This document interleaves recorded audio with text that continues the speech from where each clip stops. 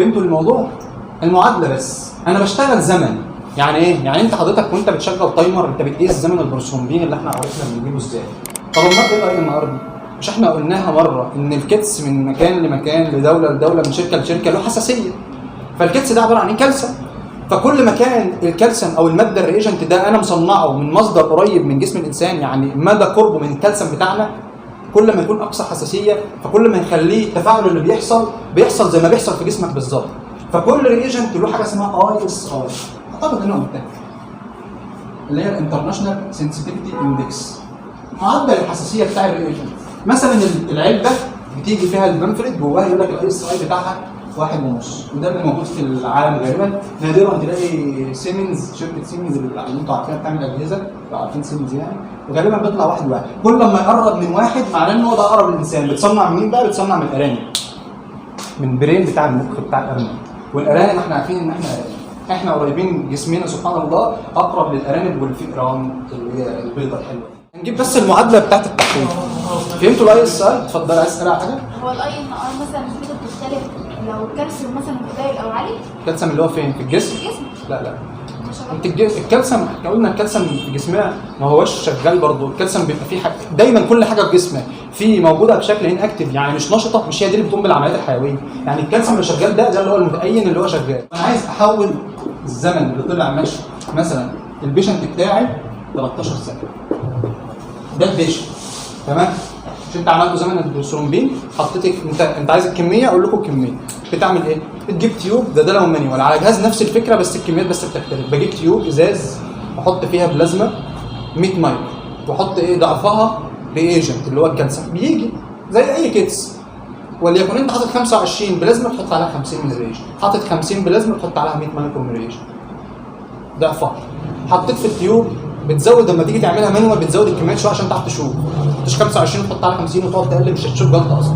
لكن لو جهاز بنشتغل غير الجهاز 25 وبحط عليه 50 من الريجنت ده واسيبه يقيس، هو بقى فيه سنسور لوحده بيشوف الجلطه.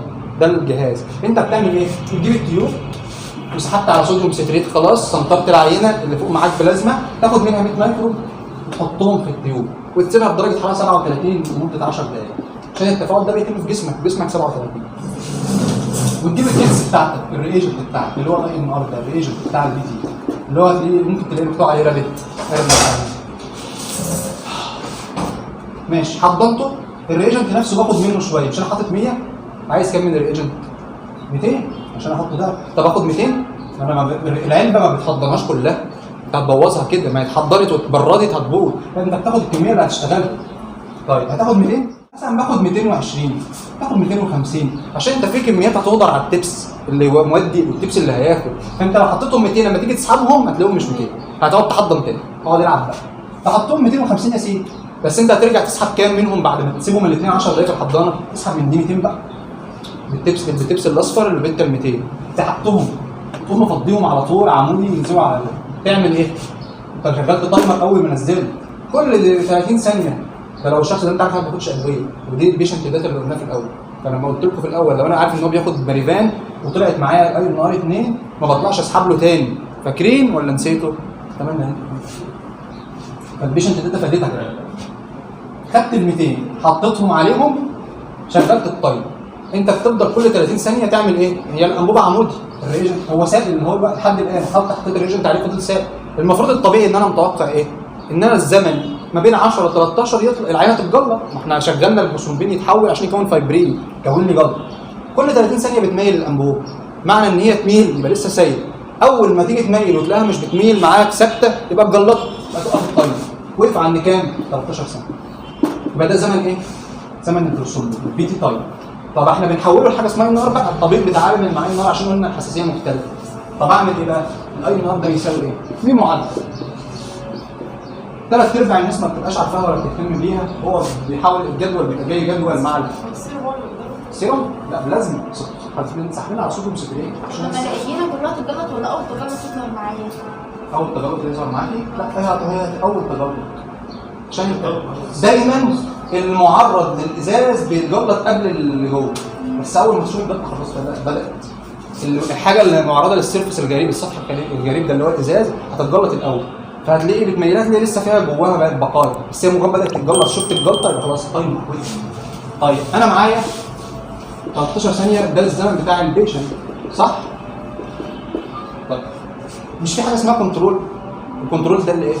زي ما قلنا ستاندرد ده كده رقم معلوم القياس، بيجي لك مع العلبه حاجه اسمها كنترول رقم واحد. انت بتشتغل ايه الكنترول ده او بتعمله انت؟ هعمله انا ازاي؟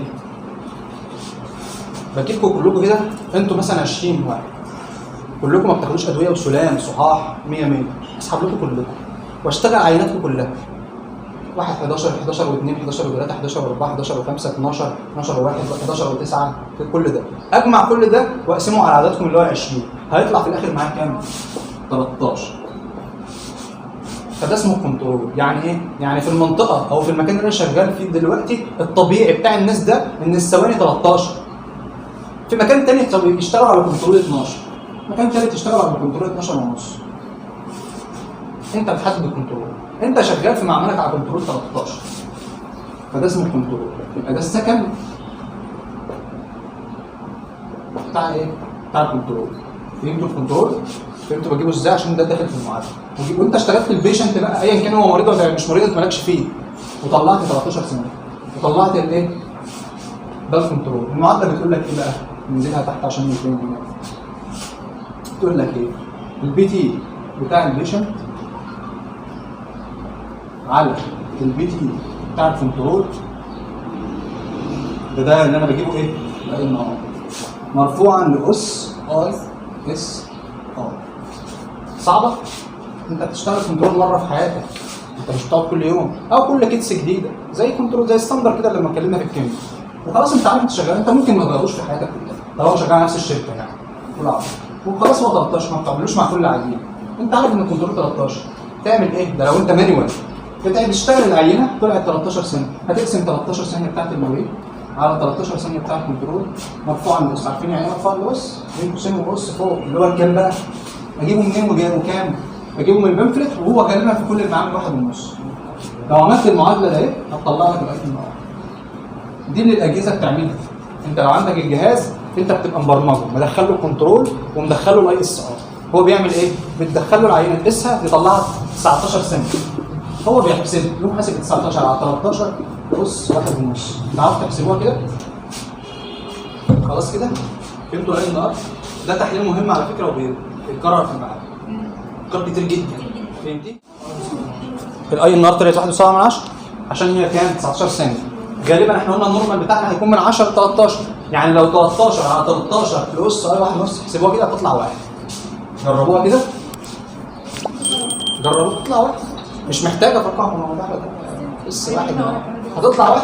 فساعتها النورمال اهو الثواني على الكنترول مرفوعه لأس هيطلع 1 عشان احنا الاي ان ار بتاعنا 13 ثانيه بتبقى 1.